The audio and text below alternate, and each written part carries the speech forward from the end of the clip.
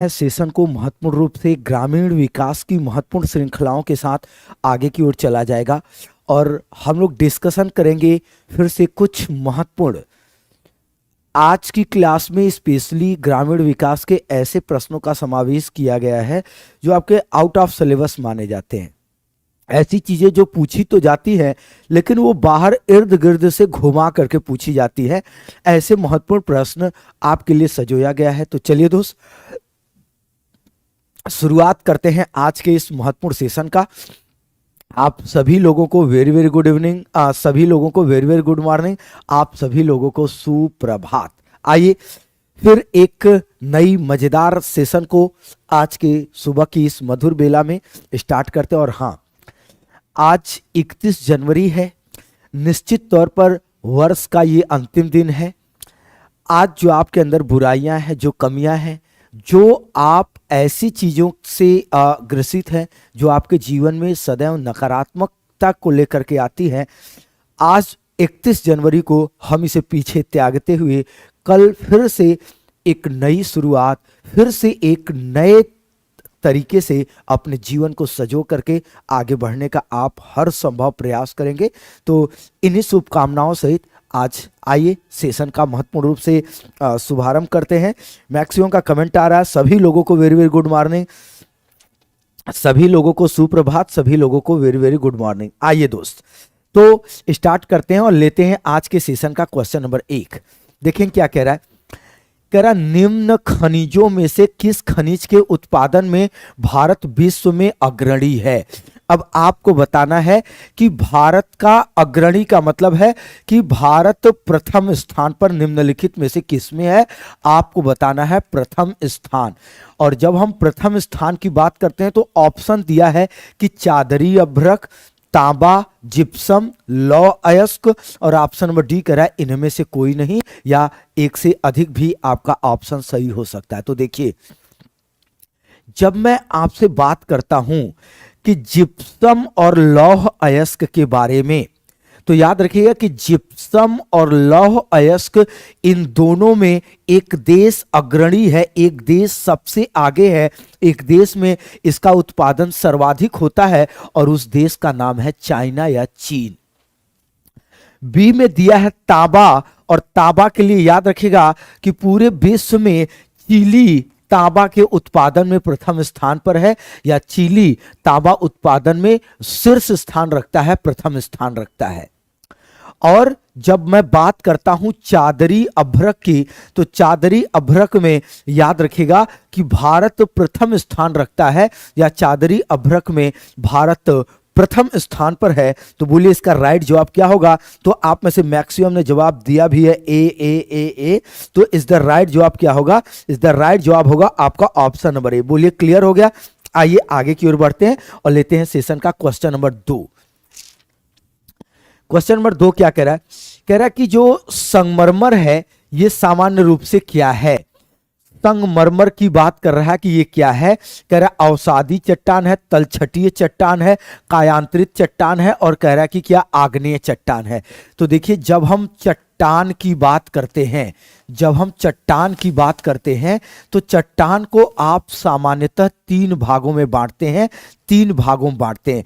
एक को आप बोलते हैं क्या, आग्नेय चट्टान, एक को आप बोलते हैं आग्नेय चट्टान, एक को आप क्या बोलते हैं, तो देखिए ध्यान दीजिएगा, एक को आप बोलते हैं अवसादी चट्टान, एक को क्या बोलते हैं आप, अवसादी चट्टान बोलते हैं, और एक को आप क्या बोलते हैं, तो याद रखिएगा एक को आप बोलते हैं रूपांतरित चट्टान, एक को क्या बोलते हैं, रूपांतरित चट्टान बोलते हैं। अब देखो दोस्त, ये चट्टान तो 3 प्रकार के हो गए। अब कौन क्या है एक बार इसको अच्छे से समझिएगा। तो देखिए, आग्नेय चट्टान वो होता है जिसका निर्माण किससे हुआ है, तो जिसका निर्माण लावा, जिसको आप मैग्मा बोलते हैं, या जो ज्वालामुखी विस्फोट होता है उससे जो तरल पदार्थ निकलता है, इसके जमने से आग्नेय चट्टान का निर्माण होता है। ये सबसे प्राचीन या सबसे पुराना, याद रखिएगा क्या, इसको आपको याद रखना है, ये पृथ्वी पर सबसे पुराना चट्टान माना जाता है। सबसे प्राचीन चट्टान की संज्ञा किसको, आग्नेय चट्टान को दी गई है। बोले क्लियर हो गया।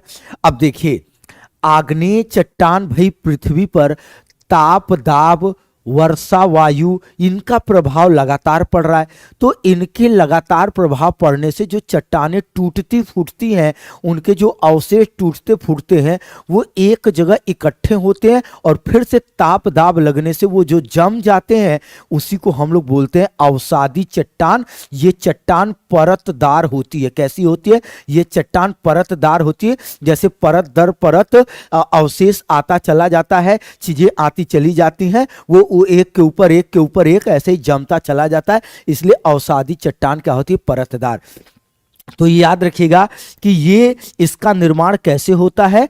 तो इसका निर्माण अवसादों के जमने से होता है, या आप कह सकते हैं कि जो पत्थर के टूटे फूटे अंश होते हैं, टुकड़े होते हैं, उनसे जमने से होता है। अब देखिए अवसादी चट्टान हो या किसी प्रकार का चट्टान हो, ऊपर से ताप और मतलब ऊपर से दाब और नीचे से पृथ्वी की आंतरिक संरचना में दाब होता है, और इस ताप और दाब के परिणाम स्वरूप आपके जो पत्थर होते हैं ये परिवर्तित हो जाते हैं, ये अन्य और ठोस हो जाते हैं और मजबूत हो जाते हैं।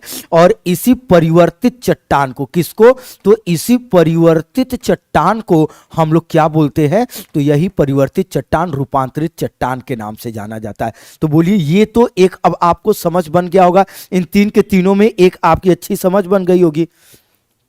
ठीक है, चलिए चलिए बोलिए क्लियर हो गया? हाँ चलिए, तो अब देखिए आइएगा आगे आएंगे। तो देखिए अब मैं बात क्या कर रहा हूं? मैं बात कर रहा हूं संगमरमर की। तो संगमरमर के तहत आप एक बात ध्यान दीजिएगा कि जो संगमरमर है यह एक प्रकार का कायांतरित या रूपांतरित चट्टान है, जो याद रखिएगा किसके? तो याद रखिएगा कि जो चूना पत्थर, किसके? जो चूना पत्थर के क्या होने से, याद रखिएगा इनमें परिवर्तन के परिणाम स्वरूप आपका बनता है। इसको हम लोग क्या बोलते हैं? संगमरमर। और आप में से चलिए बिल्कुल, तो आप में से मैक्सिमम का जवाब क्या आया है? तो आप में से मैक्सिमम का जवाब भी आया है बिल्कुल, इज द राइट आंसर। 2 का सी आ रहा है। चलिए आएंगे नेक्स्ट, चलिए नेक्स्ट आएंगे, नेक्स्ट प्रश्न नंबर 3 के क्रम पर आएंगे। तो कह रहा भारत के निम्नलिखित राज्यों को उनके कोयला भंडार के आरोही क्रम में व्यवस्थित कीजिए और नीचे दिए गए कूट से सही उत्तर का चयन करिए। अब आपको कूट के आधार पर सही जवाब देना है। चलिए आप बताएंगे कि निम्नलिखित में से कौन सा सही है। तो बताइए छत्तीसगढ़, झारखंड, मध्य प्रदेश और ओडिशा। अब देखिए ये मैं इसलिए कह रहा हूं क्योंकि एक बात आप बहुत अच्छे से याद रखिएगा कि मैंने पिछली क्लास में आपको जो अग्रणी उत्पादक है उसके बारे में मैंने बताया था। चलिए मैक्सिमम का जवाब आना चाहिए। तो अब इसका जो अग्रणी उत्पादक था उसको मैं पहले बता चुका हूं। तो अग्रणी में आपका प्रथम स्थान पर है कौन सा? झारखंड। तो अब झारखंड तो आपका ये फर्स्ट पर आ गया। तो अब देखिए जिसमें पहला 2 नहीं है मैंने उसको काट दिया। अब देखिए कह रहा झारखंड के बाद दूसरे नंबर पर ये आपका 4 और 1 है। अब आप में से मैक्सिमम का जवाब भी आ रहा होगा, अब देखते हैं आप में से मैक्सिमम जवाब दे भी रहे। तो देखिए दूसरे स्थान की बात करते हैं तो दूसरे नंबर पर है ओडिशा, और जब हम ओडिशा की बात करते हैं फिर तीसरे नंबर पर जब हम आते हैं तो छत्तीसगढ़। अब देखिए दूसरे से ही क्वेश्चन सॉल्व हो जाएगा कि आपका राइट जवाब ऑप्शन नंबर ए होगा। तीसरे नंबर पर छत्तीसगढ़ और चौथे नंबर पर कौन है? मध्य प्रदेश है। तो इसको याद रखिएगा, इसका राइट जवाब क्या होगा? तो आपका प्रश्न नंबर 3 का राइट जवाब है ऑप्शन नंबर ए। आइए आगे की ओर चलते हैं। कह रहा भारत में प्रथम न्यूक्लियर ऊर्जा स्टेशन की स्थापना कहां पर की गई थी? अब आपको इसका राइट जवाब कमेंट करना है कि भारत में प्रथम न्यूक्लियर ऊर्जा की शुरुआत कहां पर की गई थी। आप से मैक्सिमम का जवाब आना चाहिए, अच्छा झारखंड। चलिए अब नेक्स्ट प्रश्न नंबर 4 के लिए कमेंट करेंगे। मैक्सिमम का जवाब प्रश्न नंबर 4 के लिए आना चाहिए। तो देखिए जब मैं बात करता हूं तो ये आपका 1969 में, कब? 1969 में यह किया गया। क्या 1969 में यह किया गया है स्थापित, और इसके लिए यह भी आपको याद रखना है कि सबसे महत्वपूर्ण बात कि यह कहां पर है, तो इसको याद रखिएगा कि यह आपका मौजूद है महाराष्ट्र में। कहां मौजूद है? महाराष्ट्र में। और महाराष्ट्र के कहां? तो याद रखिएगा कि महाराष्ट्र के तारापुर में यह आपका मौजूद है। तो इसको याद रखिएगा कि भारत के प्रथम न्यूक्लियर ऊर्जा स्टेशन की स्थापना कब की गई? तो 1969 में। और कहां पर की गई? महाराष्ट्र। और महाराष्ट्र के कहां पर की गई है? तो तारापुर में की गई है। बोलिए क्लियर हो गया? बिल्कुल, मैक्सिमम का जवाब आ रहा है तारापुर। बिल्कुल। चलिए नेक्स्ट आएंगे प्रश्न नंबर 5 के क्रम पर। देखेंगे क्वेश्चन नंबर 5 क्या कह रहा है। कह रहा भिलाई स्टील प्लांट भारत सरकार तथा निम्नलिखित में से किस एक का संयुक्त उपक्रम है? आपको बताना है कि ये किसका संयुक्त उपक्रम है। अब देखिए, अगर भिलाई स्टील प्लांट की अगर मैं बात करता हूं तो आप बताएंगे सबसे पहले तो ये कहां है, तो आप बताएंगे कि ये छत्तीसगढ़ के दुर्ग में है। कहां है? मैक्सिमम का जवाब आना चाहिए। और आप बताएंगे कि ये छत्तीसगढ़ के दुर्ग में है ना। तो इसको सबसे पहले तो याद रखिएगा कि ये है कहां, तो ये छत्तीसगढ़। याद रखिएगा कहां? छत्तीसगढ़ के कहां पर है? तो याद रखिएगा कि यह छत्तीसगढ़ के दुर्ग में है, पहली बात। दूसरी बात, इसकी स्थापना कब की गई? तो याद रखिएगा जब इसके स्थापना की बात आती है तो याद रखेंगे कि ये 1959 कितना होगा? 1959 ईस्वी होगा। और ये 1959 ईस्वी में किसके सहयोग से? तो याद रखिएगा कि भारत में रूस के सहयोग से ये संचालित हो रहा है। तो बोलिए आप में से मैक्सिमम का जवाब क्या आया? बिल्कुल, और आप में से मैक्सिमम का जवाब आया है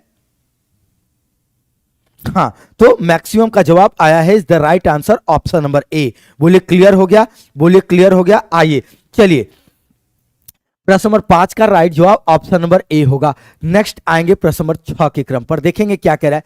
कह रहा है निम्न में से कौन सा सीमेंट का मुख्य संघटक है? अब देखिए, आपको बताना है कि सीमेंट का मुख्य संघटक क्या है। ऑप्शन नंबर ए कह रहा है कि जिप्सम है, बी कह रहा है कि चूना पत्थर है, सी कह रहा है कि राख है, और ऑप्शन नंबर डी कह रहा है कि मटियार है। तो देखिए, आप एक बात याद रखिएगा, सर्वाधिक सीमेंट उद्योग या सर्वाधिक सीमेंट बनाने के कारखाने, ये याद रखिएगा कि ये आपका सबसे ज्यादा वहां पर पाया जाता है जहां पर चूना पत्थर की अधिकता होती है। तो याद रखिएगा कि जो सीमेंट का मुख्य अवयव है, जो सीमेंट का मुख्य घटक है, वो होता है आपका क्या? तो याद रखिएगा कि वो मुख्य घटक होता है चूना पत्थर। इसे आपको याद रखना है। तो सीमेंट का मुख्य संघटक क्या होगा? चूना पत्थर। आइए नेक्स्ट क्वेश्चन नंबर 7 के क्रम पर चलते हैं और देखेंगे क्वेश्चन नंबर 7 क्या कह रहा है। कह रहा दृश्य वर्णक्रम में सबसे कम तरंग दैर्ध्य रंग किसका है? आपको बताना है कि सबसे कम तरंग दैर्ध्य निम्नलिखित में से किसका है। चलिए मैक्सिमम बताएंगे। मैक्सिमम प्रश्न नंबर 7 का राइट जवाब आना चाहिए। बिल्कुल, मैक्सिमम का प्रश्न नंबर 7 का राइट जवाब आना चाहिए। तो देखिए, दृश्य वर्णक्रम में सबसे कम तरंग दैर्ध्य वाला रंग पूछ रहा है।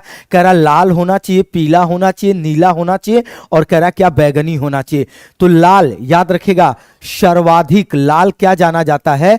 सर्वाधिक तरंग दैर्घ्य, सर्वाधिक तरंग दैर्घ्य, सर्वाधिक तरंग दैर्घ्य किसका होता है? लाल का। नीले की बात करते हैं, सर्वाधिक ऊर्जा, याद रखेगा सर्वाधिक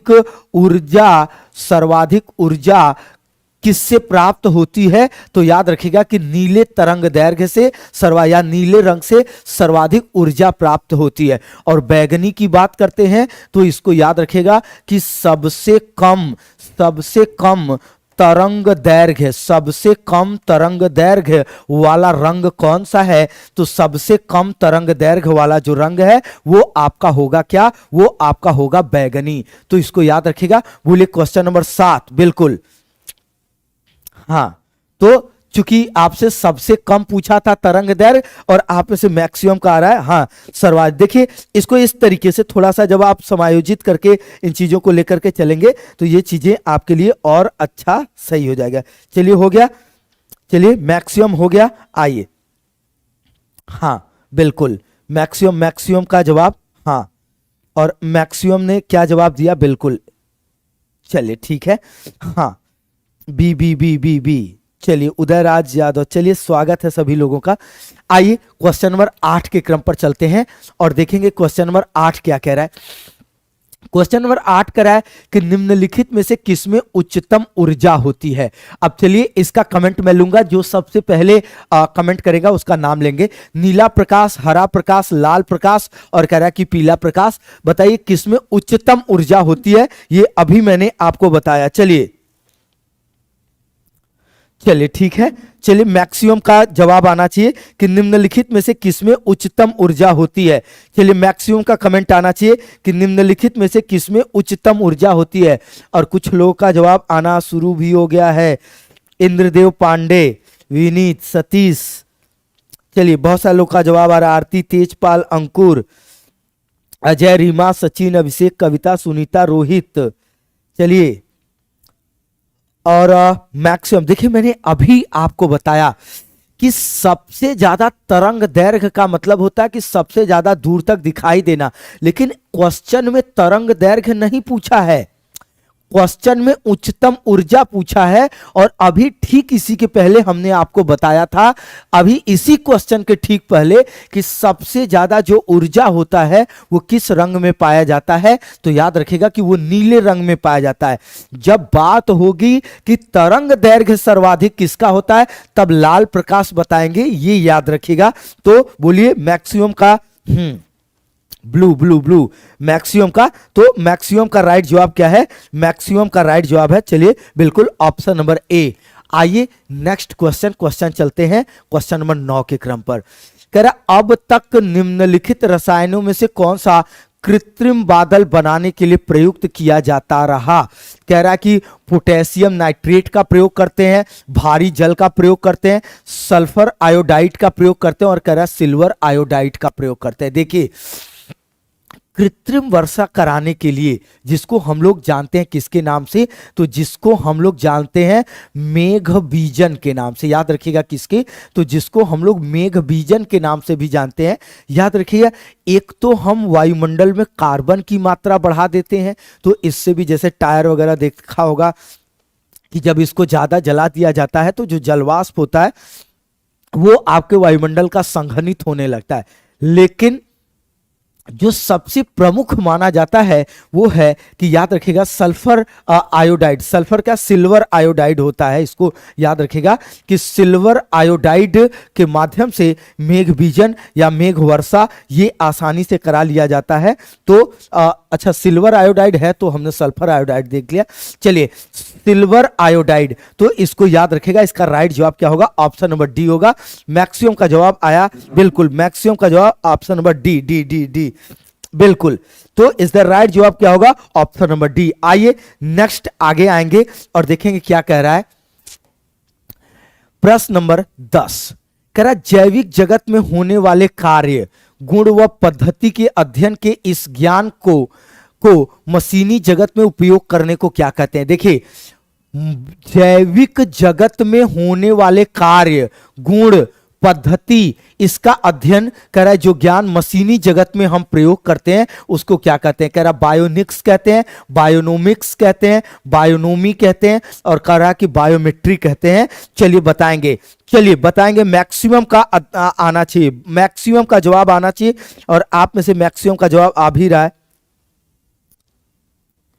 चलिए ठीक है, मैक्सिमम का जवाब आ भी रहा है। कुछ लोग 10 का बी बता रहे हैं, कुछ लोग 10 का बी बता रहे हैं, कुछ लोग 10 का सी बता रहे हैं। देखो दोस्त ध्यान दीजिएगा, जो जैविक जगत में कार्य गुण पद्धति का अध्ययन के ज्ञान का जो मशीनी जगत में उपयोग है वो बायोनिक्स कहलाता है, इसको याद रखिएगा। तो प्रश्न नंबर 10 का राइट जवाब क्या होगा, प्रश्न नंबर 10 का राइट जवाब होगा आपका ऑप्शन नंबर ए। नेक्स्ट आएंगे प्रश्न नंबर 11 के क्रम पर। कह रहा पेडोलॉजी निम्नलिखित में से किसका, पेडोलॉजी कह रहा कि पेडोलॉजी निम्नलिखित में से किसका वैज्ञानिक अध्ययन है, आपको बताना है। चलिए तो कह रहा कि वायुमंडल का है, मिट्टी का है, प्रदूषण का है और ऑप्शन नंबर डी कह रहा कि क्या बीज का है। तो देखिए पेडोलॉजी की जब हम बात करते हैं तो पेडोलॉजी ये सामान्य रूप से मृदा का या सामान्य रूप से मिट्टी का अध्ययन है, इसको याद रखिएगा। ये आपका सामान्य रूप से मिट्टी का अध्ययन कहा जाता है। क्या कहा जाता है? तो ये मिट्टी का सामान्य रूप से अध्ययन कहा जाता है। इसके अलावा इसमें जैसे आवश्यक पोषक तत्व पता किया जाता है। क्या? आवश्यक पोषक तत्व इसमें पता किया जाता है। और इसके अलावा जो आपके मतलब सिंचाई इत्यादि जो होती है, इन सभी के बारे में इसकी जो आवश्यकताएं होती है उसको आसानी से परखा जाता है, पकड़ा जाता है। तो इस 11 का राइट जवाब क्या होगा? 11 का राइट जवाब होगा ऑप्शन नंबर बी। बोलिए क्लियर हो गया? मैक्सिमम क्लियर हो गया। आइए प्रश्न नंबर 12 के क्रम पर चलते हैं। देखेंगे निम्न में से किसमें लिंग गुणसूत्र नहीं पाया जाता है? कह रहा कि बंदर में, कह रहा चीता में, तितली में या छिपकली में। तो देखिए जब हम लिंग गुणसूत्र की बात करते हैं तो बंदर, चीता, तितली में पाया जाता है। ये जो छिपकली होती है इसमें नहीं पाया जाता है। एक बात याद रखिएगा कि नहीं पाया जाता है। अब आप ये कहेंगे कि जब इसमें लिंग गुणसूत्र नहीं पाया जाता है तो आखिरकार इनकी वंश वृद्धि कैसी होती है? तो इनमें जो लिंग निर्धारण होता है, याद रखिएगा, इनमें जो लिंग निर्धारण होता है वो किसके माध्यम से होता है? तो ये आपका वायुमंडल के, याद रखिएगा किससे? तो आपको याद रखना है कि ये वायुमंडल के ताप द्वारा होता है। किसके द्वारा? तो ये वायुमंडल के ताप द्वारा होता है, इसको याद रखना है। तो बोलिए प्रश्न नंबर 12 का राइट जवाब क्या होगा? प्रश्न नंबर 12 का राइट जवाब होगा आपका ऑप्शन नंबर डी। बोलिए क्लियर हो गया? मैक्सिमम बोलिए क्लियर हो गया। तो छिपकली में जो लिंग गुणसूत्र का निर्धारण होता है वो किसके माध्यम से होता है? तो आप बताओगे कि ये वायुमंडलीय ताप के कारण होता है, ऑप्शन नंबर डी। प्रश्न नंबर 13 के क्रम पर चलेंगे। कह रहा निम्नलिखित में से कौन सा लोक नृत्य ब्रज क्षेत्र का है? आपको बताना है। कह रहा छोलिया नृत्य है, नटवरी नृत्य है, चरकुला नृत्य है, और ऑप्शन नंबर डी कह रहा है कि क्या जोगिया नृत्य है। आप में से मैक्सिमम का कमेंट आना चाहिए और मैक्सिमम कमेंट करेंगे और बताएंगे। चलिए यहां सभी का मैक्सिमम का सही जवाब आना चाहिए। मैक्सिमम का तो बहुत सारे लोग का जवाब आने भी लगा है, कुछ लोगों का बी आ रहा है, सी आ रहा है, बी आ रहा है, सी आ रहा है। तो याद रखिएगा दोस्त कि जो चरकुला नृत्य है ये ब्रज क्षेत्र का या ब्रज क्षेत्र का ये सर्वाधिक लोकप्रिय माना जाता है। तो ये याद रखिएगा कि आपके प्रश्न नंबर 13 का राइट जवाब क्या होगा? ऑप्शन नंबर सी होगा। आइए चलेंगे क्वेश्चन नंबर 14 के क्रम पर। कह रहा कि सैयद सालार मेला, कह रहा सैयद सालार मेला कहां पर लगता है? आपको बताना है। ऑप्शन नंबर ए कह रहा बहराइच में, बी कह रहा फतेहपुर सीकरी में, सी कह रहा बाराबंकी में, और ऑप्शन नंबर डी कह रहा कि क्या गोंडा में। चलिए बताएंगे। मैक्सिमम का जवाब आना चाहिए कि ये आपका प्रमुख रूप से कहां पर लगता है। और आप मैक्सिमम का जवाब आने लगा है प्रश्न नंबर 14 के लिए सी। बहुत सारे लोग अच्छा ए भी बता रहे हैं, ए और सी आ रहा है मैक्सिमम का जवाब। तो देखिए ध्यान दीजिएगा, जब सैयद सालार मेले की बात करते हैं तो यह सैयद सालार मेला ये याद रखेगा कि उत्तर प्रदेश के बहराइच में। कहां? तो ये उत्तर प्रदेश के बहराइच में लगता है। याद रखेगा ये कहां? तो ये उत्तर प्रदेश का जिला बहराइच याद रखेगा। तो बोलिए प्रश्न नंबर 14 का राइट जवाब क्या होगा? प्रश्न नंबर 14 का राइट जवाब होगा ऑप्शन नंबर ए। चलिए क्लियर हो गया। आइए नेक्स्ट प्रश्न नंबर 15 के क्रम पर आएंगे। कह रहा निम्न में कौन नृत्य बुंदेलखंड में फसल कटाई के समय किया जाता है? आपको बताना है। कर्मा किया जाता है, सैरा किया जाता है, छोलिया किया जाता है, और कह रहा है कि चरकुला किया जाता है। आप में से मैक्सिमम का जवाब आना चाहिए और बिल्कुल मैक्सिमम का जवाब आ भी रहा है। कुछ लोग चलिए ए बता रहे हैं। अच्छा बहराइच। नेक्स्ट आएंगे, नेक्स्ट क्वेश्चन नंबर 15। तो देखिए जो फसल की कटाई के समय जो यहां पर नृत्य किया जाता है ये याद रखेगा कि यह एक प्रकार से खुशी का इजहार होता है जब फसल पक करके तैयार होता है। और पहली बात, दूसरी बात कि यह समूह संगठन का वहां का एक प्रकार का उत्सव माना जाता है। किसका? तो याद रखेगा कि ये एक समूह संगठन का यह एक उत्सव माना जाता है। समूह संगठन का यह एक उत्सव माना जाता है, इसको याद रखेगा। और यह होता है सैरा। क्या होता है? तो याद रखेगा कि यह आपका सैरा होता है। तो प्रश्न नंबर आपके 15 का राइट जवाब होगा क्या? Option number B. बोलिए मैक्सिमम क्लियर हुआ? हाँ अच्छा, कुछ लोग सी भी जवाब दे रहे हैं, नहीं सी नहीं होगा, इस द राइट जवाब होगा आपका ऑप्शन नंबर बी। बिल्कुल, बोले क्लियर हो गया। आइए नेक्स्ट आगे की ओर चलते हैं और लेते हैं सेशन का क्वेश्चन नंबर 16। कह रहा सिंहासन बत्तीसी के रचनाकार कौन है, आपको बताना है कि कह रहा मतीराम है, लल्लू लाल है, कह रहा रसखान है, और ऑप्शन नंबर डी कह रहा कि सेनापति है। आपको कमेंट करना और कमेंट करके बताना है कि सिंहासन बत्तीसी की रचनाकार कौन है। तो याद रखिएगा, जब मैं सिंहासन बत्तीसी की बात करता हूं तो सिंहासन बत्तीसी यह प्रमुख रूप से किसकी रचना मानी जाती है, तो यह प्रमुख रूप से रचना मानी जाती है लल्लू लाल की। बोलिए किसकी मानी जाती है, तो ये मानी जाती है लल्लू लाल की। चलिए, तो इसका राइट जवाब क्या हो गया, तो इसका राइट जवाब हो गया 16 का राइट जवाब है ऑप्शन नंबर बी लल्लू लाल। आइए नेक्स्ट क्वेश्चन नंबर 17 के क्रम पर चलते हैं, देखेंगे क्या कह रहा है। कह रहा किस हिंदी खड़ी बोली का मतलब किसे हिंदी खड़ी बोली का जनक माना जाता है। आपको बताना है कि अमीर खुसरो को, मलिक मोहम्मद जायसी को, ऑप्शन नंबर सी कह रहा कबीर को, और ऑप्शन नंबर डी कह रहा अब्दुल रहीम खान ए खाना को। चलिए मैक्सिमम कमेंट करेंगे और बताएंगे किसे हिंदी खड़ी बोली का जनक माना जाता है। आप इसे मैक्सिमम का जवाब आना चाहिए। चलिए, तो मैक्सिमम का जवाब आ भी रहा है। याद रखिएगा, जब हम हिंदी खड़ी बोली के जनक की बात करते हैं तो ये आपका अमीर खुसरो को, बोलिए किसको माना जाता है, तो ये अमीर खुसरो को माना जाता है। प्रश्न नंबर 17 का राइट जवाब क्या होगा, प्रश्न नंबर 17 का राइट जवाब होगा option number A, question number 18। करा सूफी कवि अमीर खुसरो का जन्म कहां पर हुआ था, तो चलिए बताएंगे। अच्छा, अमीर खुसरो होगा भाई, अमीर नहीं अमीर खुसरो होगा, कि सूफी कवि अमीर खुसरो का जन्म कहां पर हुआ था।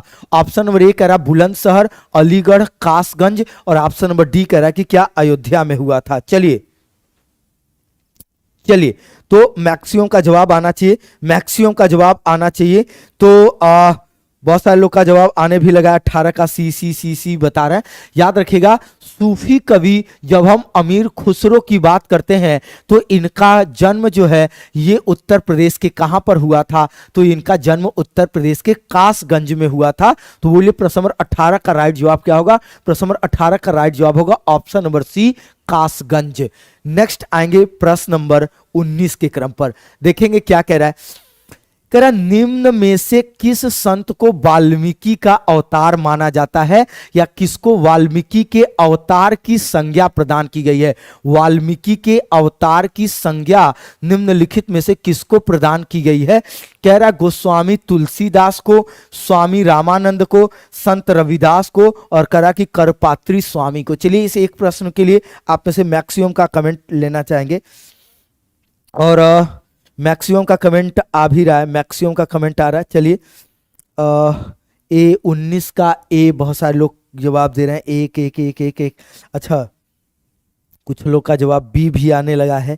चलिए ए और बी आपका मिक्स जवाब आ रहा है। तो देखिए दोस्त ध्यान दीजिएगा, जब मैं वाल्मीकि के अवतार की बात करता हूं तो वाल्मीकि का अवतार गोस्वामी तुलसीदास जी को माना जाता है। किसको, तो वाल्मीकि का अवतार गोस्वामी तुलसीदास जी को माना जाता है। तो प्रश्न नंबर 19 का राइट जवाब क्या होगा, प्रश्न नंबर 19 का राइट जवाब होगा ऑप्शन नंबर ए। आएंगे क्वेश्चन नंबर 20, क्या कह रहा है।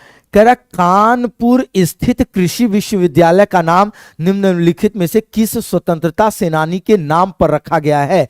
कह रहा कि चंद्रशेखर आजाद, महात्मा गांधी, लाल बहादुर शास्त्री, और ऑप्शन नंबर डी कह रहा कि क्या मंगल पांडे। निम्नलिखित में से आपको बताना है कि ये किसका, और देखिए अगर मैं बात कहूं तो ये मंडी परिषद में आया हुआ प्रश्न है जो इसको कोरिलेट कर रहा है। चलिए मैक्सिमम बताएंगे। चलिए तो आने लगा, बहुत सारे लोग का जवाब भी आ रहा है 20 के लिए ए, बहुत सारे लोग का जवाब ए आ रहा है। तो याद रखिएगा कि चंद्रशेखर आजाद, क्या चंद्रशेखर आजाद, याद रखिएगा इनके नाम पर चंद्रशेखर आजाद कृषि विश्वविद्यालय ये आपका कहां पर मौजूद है। ये कई बार इस तरीके से भी पूछता है कि चंद्रशेखर आजाद कृषि विश्वविद्यालय कहां पर, कानपुर। इसके अलावा जैसे अगर और पूछ सकता है कि पंतनगर कृषि विश्वविद्यालय, इससे ज्यादा प्रश्न पूछता है कि पंतनगर कृषि विश्वविद्यालय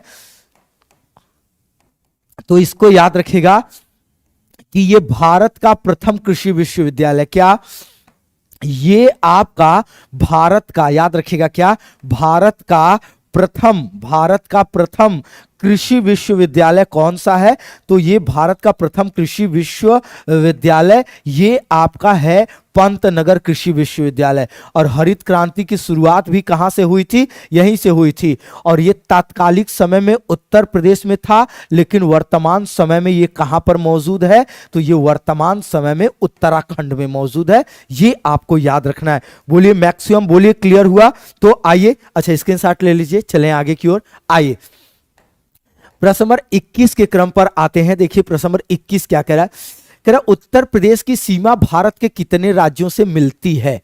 उत्तर प्रदेश की सीमा भारत के कितने राज्यों से मिलती है? कह रहा 6 से, 7 से, 8 से, 9 से, ये बताएंगे। ये इंपॉर्टेंट प्रश्न है कि उत्तर प्रदेश की सीमा कुल कितने राज्यों से लगती है। आप मैक्सिमम का जवाब आना चाहिए, और आना शुरू भी हो गया है। कुछ लोग बताना शुरू कर रहे हैं। ए बहुत सारे लोग का जवाब आ रहा है, ए आ रहा है, ए आ रहा है। अच्छा 9 9 9 9 मैक्सिमम। तो ये याद रखेगा, ये इंपॉर्टेंट है, ये बार बार पूछता है। और इसको याद रखेगा कि उत्तर प्रदेश की सीमा भारत के कुल कितने राज्यों से लगती है? तो उत्तर प्रदेश की सीमा भारत के कुल 9 राज्यों से लगती है। तो प्रश्न नंबर 21 का राइट जवाब क्या होगा? प्रश्न नंबर 21 का राइट जवाब है ऑप्शन नंबर डी, 9। आइए नेक्स्ट अगले क्रम पर चलते हैं और लेते हैं क्वेश्चन नंबर 22। देखिए क्या कह रहा है?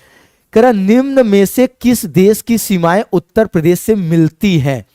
कह रहा चीन से, भूटान से, नेपाल से, और कह रहा बांग्लादेश से। तो देखिए जब उत्तर प्रदेश की बात करते हैं तो उत्तर प्रदेश की सीमा आपके कहां से लगती है? नेपाल से। और याद रखिएगा कि नेपाल के साथ जो अंतर्राष्ट्रीय सीमा है इसका निर्धारण कौन करता है? तो याद रखिएगा कि आपका लखीमपुर खीरी। कौन? तो याद रखिएगा लखीमपुर खीरी। अब बताइए यहां पर कौन सा राष्ट्रीय उद्यान है? तो आप कहेंगे कि सर यहां पर है दुधवा नेशनल पार्क। कौन सा? Dudhwa national park. ये आपका साझा करता है सीमा किसके साथ? तो याद रखिएगा कि ये निर्धारण करता है आपके ये नेपाल के साथ। बोलिए क्लियर हुआ? बोलिए क्लियर हुआ? आइए नेक्स्ट आगे। बिल्कुल मैक्सिमम का जवाब 22 का सी आया है। आइए क्वेश्चन नंबर 23 के क्रम पर चलेंगे और देखेंगे क्वेश्चन नंबर 23 कह रहा है क्या? उत्तर प्रदेश में विक्रय अधिशेष अधिकतम किसका है?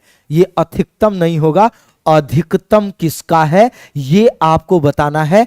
चलिए कह रहा गेहूं का, धान का, चना का, और कह रहा कि सरसों का। चलिए कमेंट करेंगे और बताएंगे कि किसका अधिकतम। हाँ बिल्कुल, और मैक्सिमम का जवाब आना चाहिए, मैक्सिमम का जवाब आना चाहिए। चलिए कोई बात नहीं। हाँ दुधवा नेशनल पार्क। देखिए ये चीजें ऐसा है। हाँ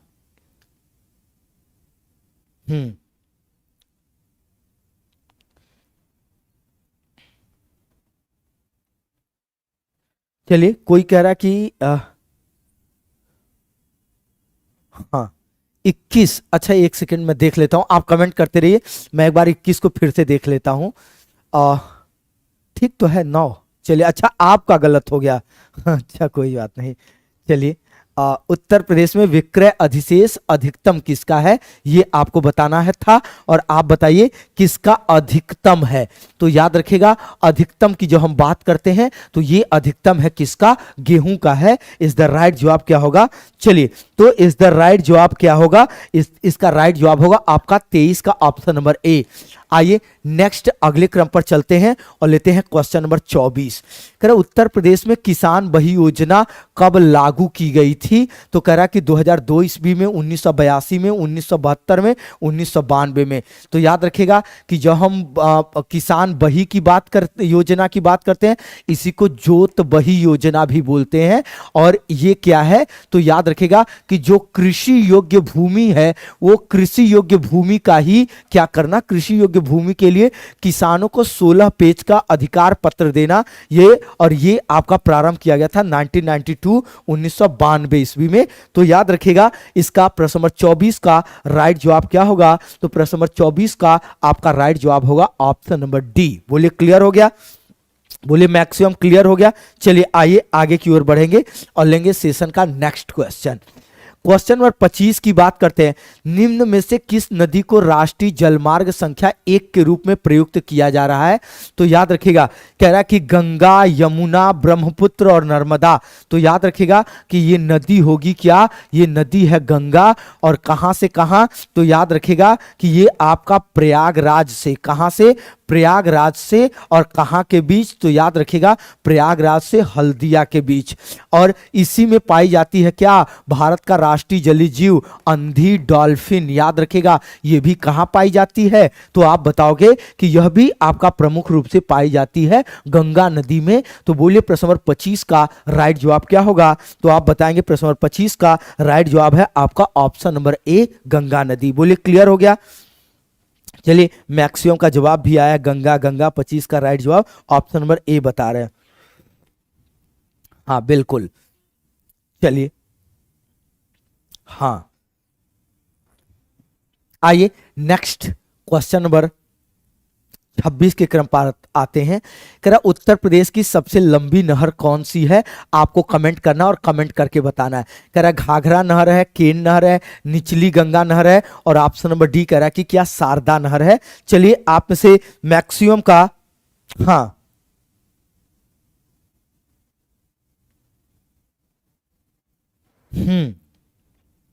चलिए मैक्सिमम का जवाब आना चाहिए। और आप में से चलिए, और मैक्सिमम का जवाब आना चाहिए। और आप में से मैक्सिमम जवाब बता भी रहे हैं, इसका मैक्सिमम जवाब बता भी रहे हैं। और बिल्कुल, तो ये याद रखिएगा कौन सा होगा? शारदा नहर इज द राइट आंसर होगा ऑप्शन नंबर डी। तो चलिए दोस्त, इसी के साथ आज की क्लास को हम यहीं पे विराम देंगे।